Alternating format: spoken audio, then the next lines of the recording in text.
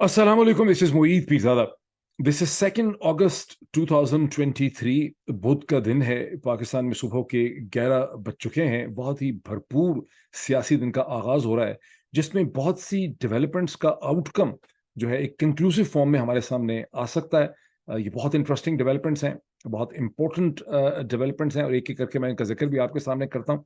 लेकिन साथ ही मैं आपको ये भी बताऊं कि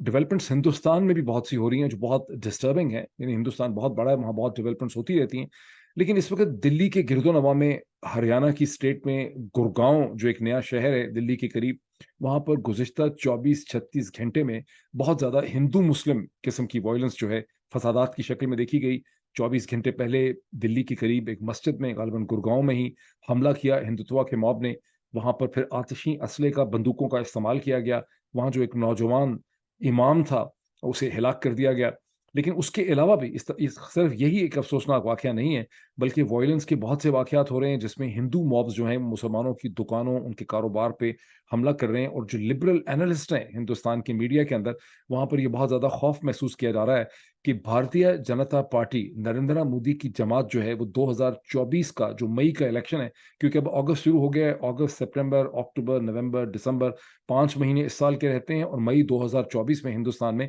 आम इंतखाबात होने हैं, जो दुनिया के सबसे बड़े आबादी के और डायनामिक्स के एतबार से इंतखाबात होते हैं। और भारतीय जनता पार्टी, आरएसएस, बजरंग दल, इन सब ने ये फैसला कर लिया है कि ये इलेक्शन हिंदू मुस्लिम जो तनाव की कैफियत से इसको जीतने की कोशिश की जाएगी।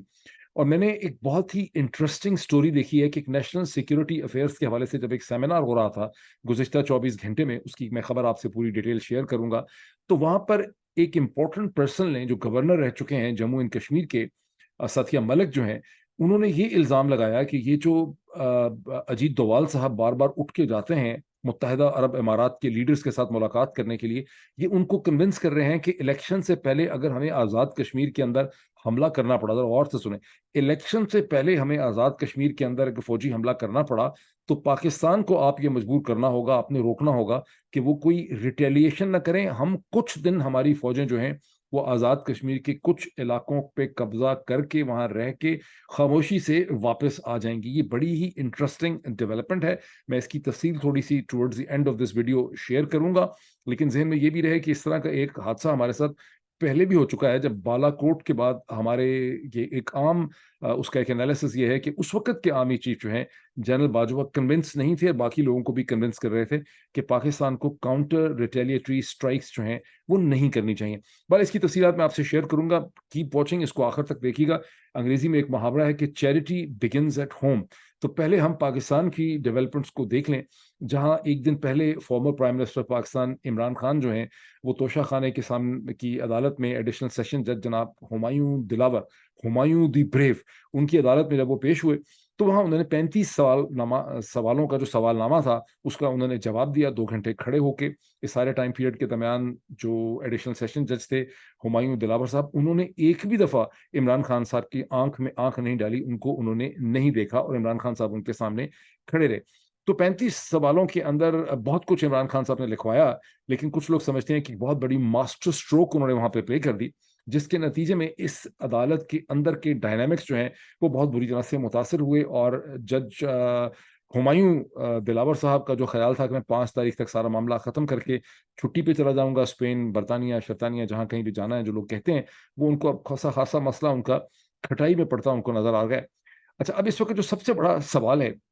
लोगों के ज़हनों में, और हम सबके ज़हनों में, और जिसका जवाब हमें अब से कुछ घंटों के अंदर मुकम्मल हमारे सामने आ जाएगा, वो ये होगा कि जो ऑनरेबल जज हैं, एडिशनल सेशन जज हुमायूं दिलावर, हुमायूं दी ब्रेव, दिलावर तो ब्रेव ही होता है,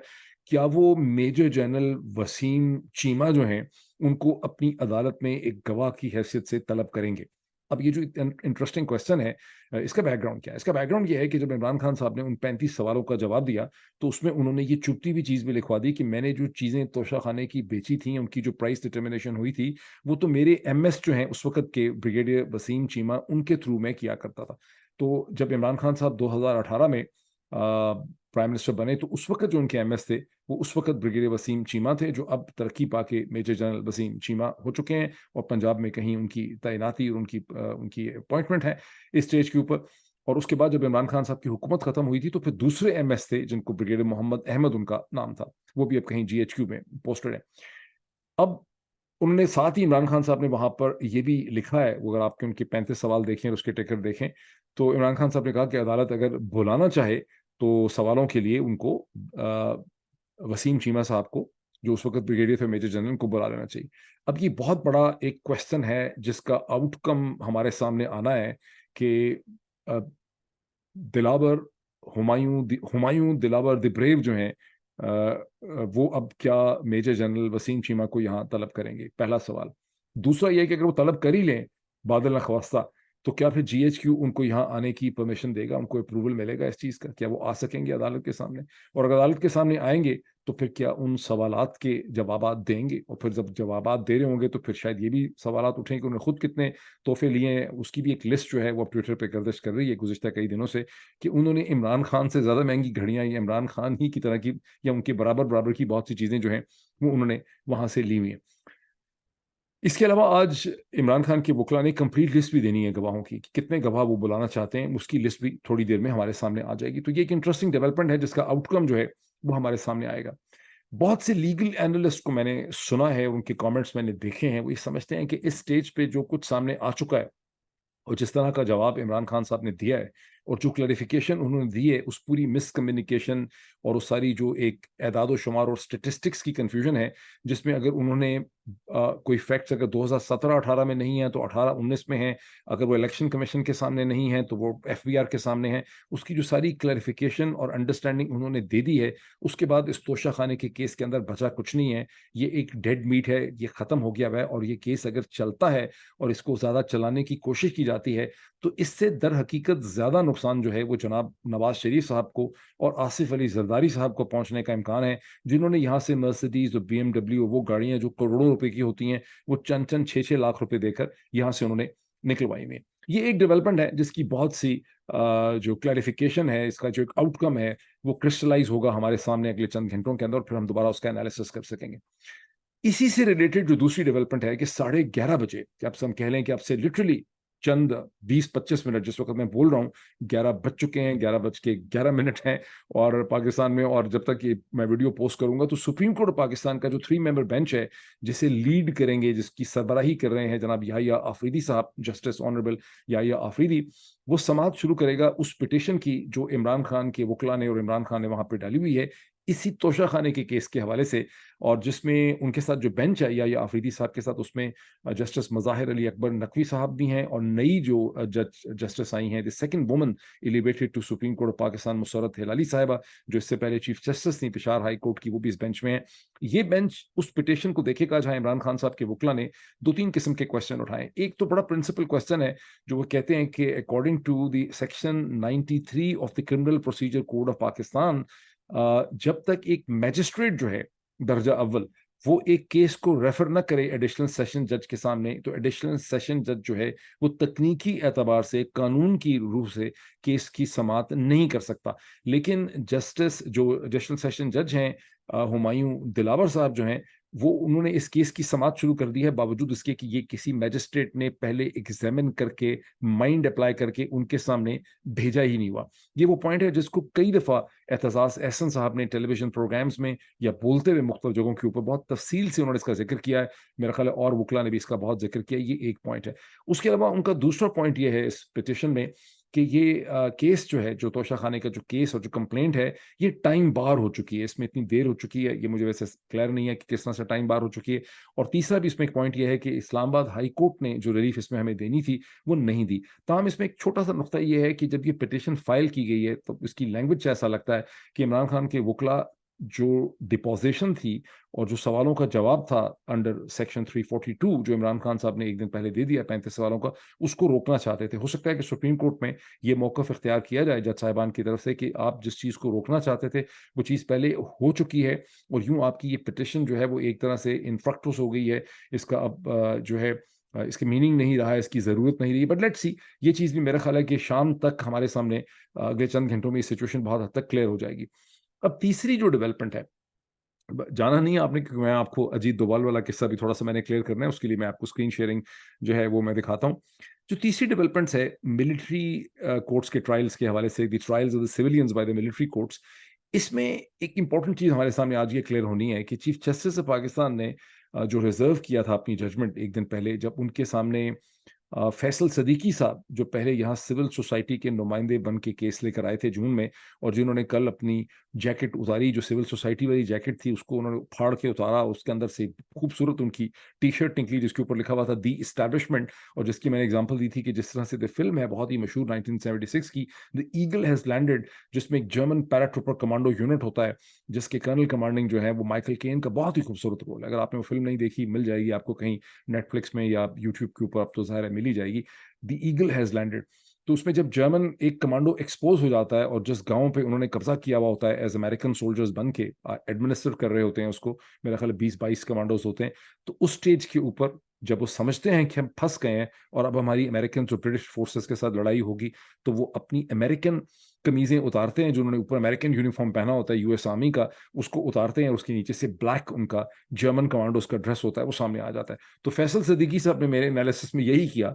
ये जो उन्होंने लार्जर पिटीशन डाली है। अब इसका फैसला ये है कि लार्जर बेंच बनना चाहिए या नहीं बनना चाहिए, इस स्टेज पे लार्जर बेंच बन सकता है। इसका जो जजमेंट है उसको चीफ जस्टिस साहब ने जनाब ऑनरेबल जस्टिस उमर अता बंदयाल साहब ने रिजर्व कर लिया था। आज के दिन उन्होंने इस रिजर्व फैसले को सुनाना है, ये भी अगले चंद घंटों में हमारे सामने आ जाएगा। अब जहन में ये रखिए कि एतजाज एहसन साहब ने और जस्टिस जवाद एस ख्वाजा के जो वकील हैं, उन्होंने इसकी मुखालफत की थी लार्जर बेंच की। उन्होंने ये कहा था कि स्टेज के ऊपर लार्जर बेंच सिर्फ डिले कॉज करेगा, लार्जर बेंच की जरूरत नहीं है, और हमें ये जो 6 मेंबर का बेंच है इसके ऊपर हमें पूरा एतमाद है। इसका एक और भी बैकग्राउंड है। बैकग्राउंड ये है कि शुरू में एतजाज एहसन साहब, लतीफ़ खोसा और जवाद एस ख्वाजा जो हैं, ये लोग मिले थे आके चीफ जस्टिस ऑफ पाकिस्तान से, आई थिंक मई के एंड में या जून में, और उन्होंने इस्तदा की थी कि एक ही हमारी आपसे रिक्वेस्ट है कि यहाँ फुल कोर्ट बेंच बनाएं। तो उस वक्त चीफ जस्टिस ने उनको ये समझाया था कि चूंकि छुट्टियां हैं, सुप्रीम कोर्ट में बहुत से जज साहिबान की अवेलेबिलिटी नहीं है, पाकिस्तान के अंदर पूरी तादाद मुकम्मल नहीं है, तो फुल कोर्ट तो नहीं बन सकता, मैं मैक्सिमम लार्जर बेंच बनाऊंगा। और फिर उन्होंने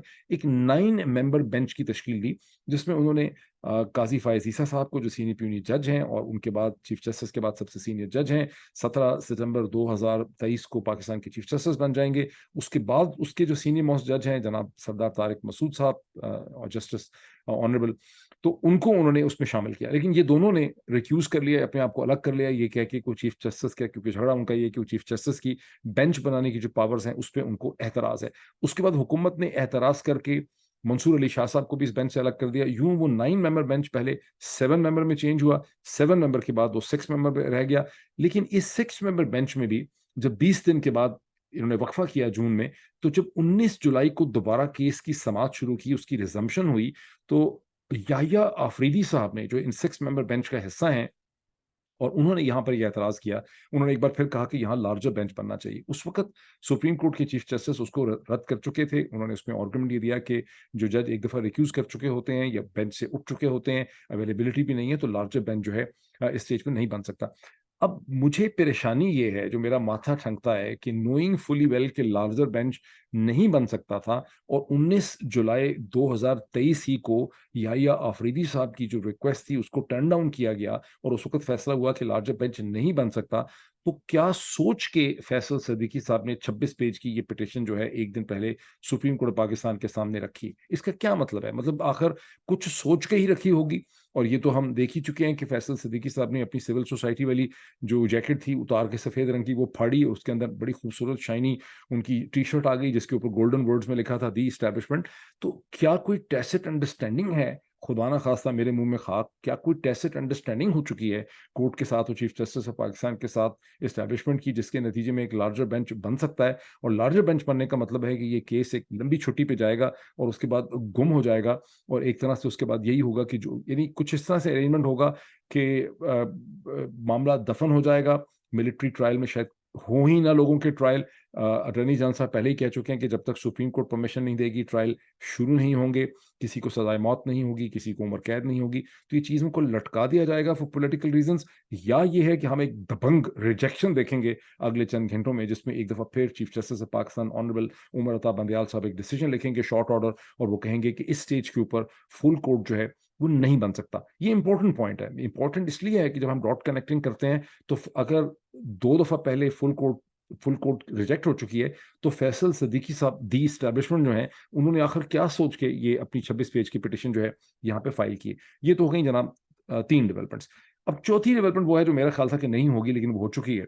जब मैंने पिछला वीलॉग किया तो मुझे बड़ी उम्मीद थी कि ये जो इतना घिनौना और इतना गंदा और इतनी बुरी नीयत से जो बिल पेश किया गया है, द ऑफिशियल सीक्रेट एक्ट 2023 का, इसको शायद किसी को शर्म आए, लेकिन शर्म वाला कोई था ही नहीं। नेशनल असेंबली में बताया जाता है कि टोटल 14-15 ही अराकीन थे, और खटाखट धोड़म धोड़म भागम भागम ये जो बिल था, Official Secret Act 2023, which is in fact an amended version of the 100-year-old Official Secret Act 1923, जो ब्रिटिश एरा का है, जो हिंदुस्तान में भी है, हमारे यहाँ भी है। उन्होंने पता नहीं उसमें कोई चेंज की है हिंदुस्तान में कि नहीं की, लेकिन यहाँ इसको पूरा रिवाइज कर दिया गया और ऐसी ड्रैकोनियन पावर्स दे दी गई हैं इंटेलिजेंस के सेटअप को, जिसके बाद इंटेलिजेंस नहीं रही, बल्कि वो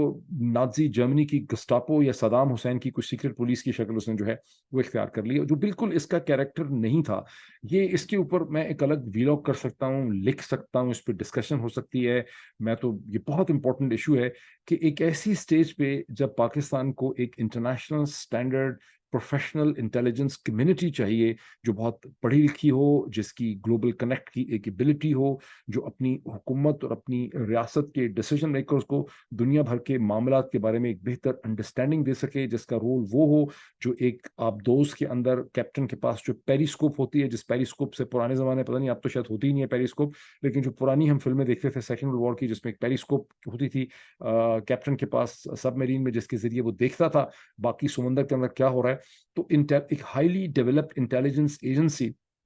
जैसी CIA है, जैसी MI6 है, जैसी गालबन हिंदुस्तान के पास रॉ है, ये पूरी दुनिया की एक अंडरस्टैंडिंग भी अपने डिसीजन मेकर्स को देते हैं। पाकिस्तानी इंटेलिजेंस इस मामले में पहले ही बड़ी कमज़ोर है, उसको पहले ही बहुत ज़्यादा सियासी मामलात, मारपीट, मुख्तलिफ चीज़ों में फंसा दिया गया हुआ है, और गुज़िश्ता 15-16 माह से हमारी इंटेलिजेंस कम्युनिटी की जो साख और इज़्ज़त और प्रेस्टीज है, उसमें बहुत ज़्यादा कमी आई, और ये बड़ा वाज़ेह हो गया है कि वो इंटरनल पॉलिटिकल मैनेजमेंट में इतनी बुरी तरह से फंसी हुई है कि बहुत से वो रोल उसके जो होने चाहिए, जैसे सुसाइड जो हम पे दहशतगर्दी के बहुत से हमले हुए, जिस तरह से पेशावर में जिस तरह अभी हमने देखा कि जो हमला हुआ है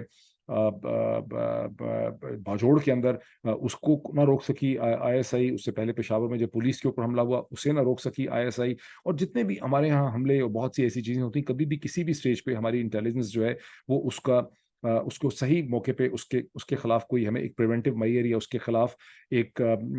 एडिशनल एक इनिशियल इंफॉर्मेशन प्रेडिक्ट उसको जो है वो नहीं कर सकी। तो बहुत हमें उसमें कमी, बहुत से गैप हमें उसमें नजर आते हैं। लेकिन अब जिस किस्म का रोल इंटेलिजेंस को दे दिया गया है, इसके बाद इंटेलिजेंस रही ही नहीं है। ये एक इंटरनल पुलिसिंग ऑर्गेनाइजेशन बन गई है, जो एक पॉलिटिकल मैनेजमेंट में उसी तरह से रोल प्ले करेगी जिस तरह से सदाम हुसैन के इराक में उसकी कोई इंटरनल सिक्योरिटी होती थी, जिस तरह से कभी सावाक होती थी शाह के पास इस्लामिक रेवोल्यूशन ईरान से पहले, ये कभी नाजी जर्मनी के अंदर गस्टापो होती थी, उस शक्ल में इसको कन्वर्ट कर दिया गया।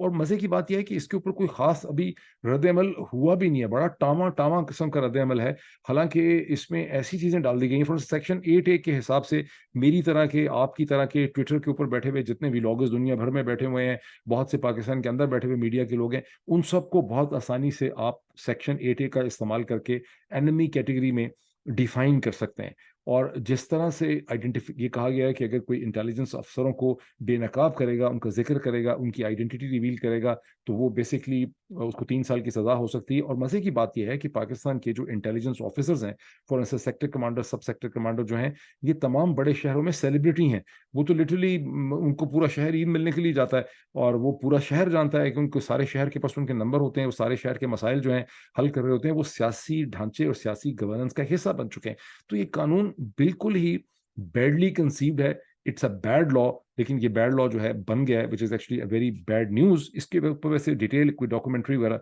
किस्म की चीज होनी चाहिए। अब हम इस पे आ जाते हैं कि एक ऐसे मौके पे जबकि पाकिस्तान को इंटेलिजेंस की ज़्यादा ज़रूरत है rather than the bulk of the large arm forces. Basically Pakistan की जो रिक्वायरमेंट्स हैं गोइंग फॉरवर्ड, वो बहुत ही सोफेस्टिकेटेड एयरफोर्स है, उसको नेवल यूनिट्स चाहिए, उसको इंटेलिजेंस एबिलिटी बहुत ज़्यादा चाहिए, उसको कमांडो यूनिट्स चाहिए, उसको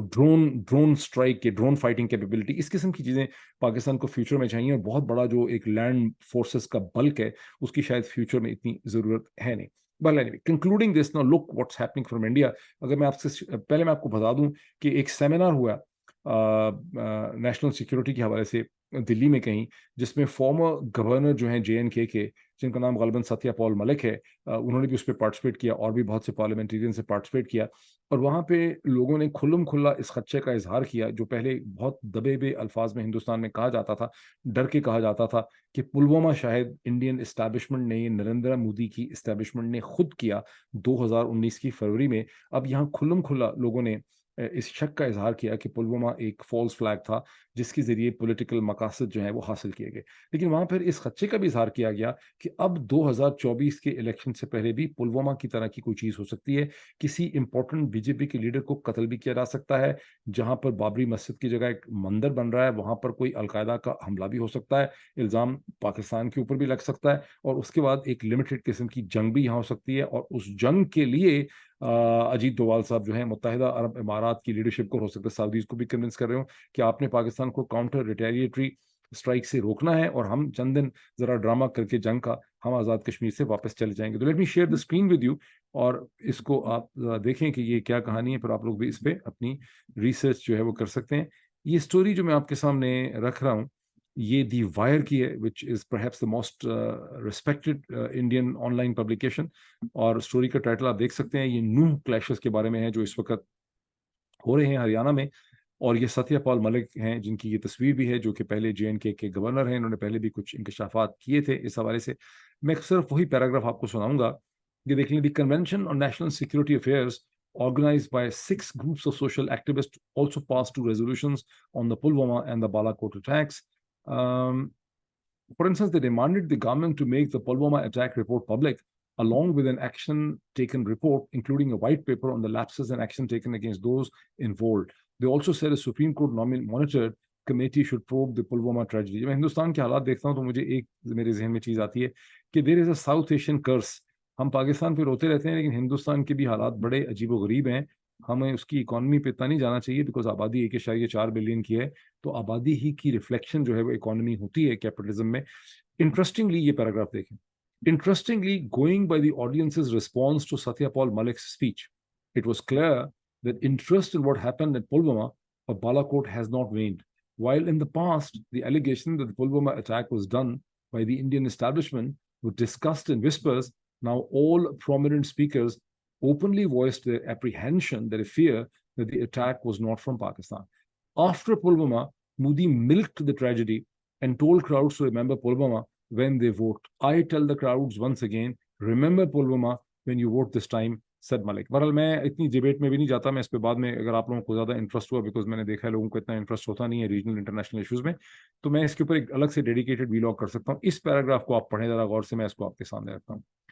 Malik said something, that is Satyapal Malik said something similar could be planned in 2024, यानी false flag operation हो सकता है। Inverted commas में लिखा है,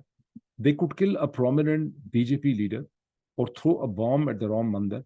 Why is Ajit Doval, ab sunen, why is Ajit Doval, National Security Advisor, frequenting the UAE nowadays? He is drumming up support from the rulers there that they should put pressure on Pakistanis not to retaliate when our troops enter Pakistan occupied Kashmir. हैं जी,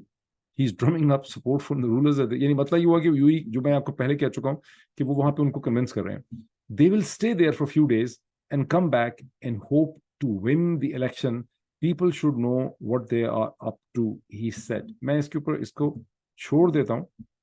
और यहाँ मैं इसको conclude करता हूँ। इसको मैं इसका डिस्क्रिप्शन में ये स्टोरी आपको दे दूंगा, आप इसको पढ़ भी सकते हैं। अगर आप में से बहुत से लोगों का इसमें इंटरेस्ट हुआ तो फिर मैं इसके ऊपर एक अलग से डेडिकेटेड वीलॉग भी कर सकता हूँ। लेट्स सी कि जिन डेवलपमेंट्स का हमने जिक्र किया है इनका अगले चंद घंटों में क्या आउटकम हमें पता चलता है, फिर हम उसको डिस्कस करते हैं। Thank you.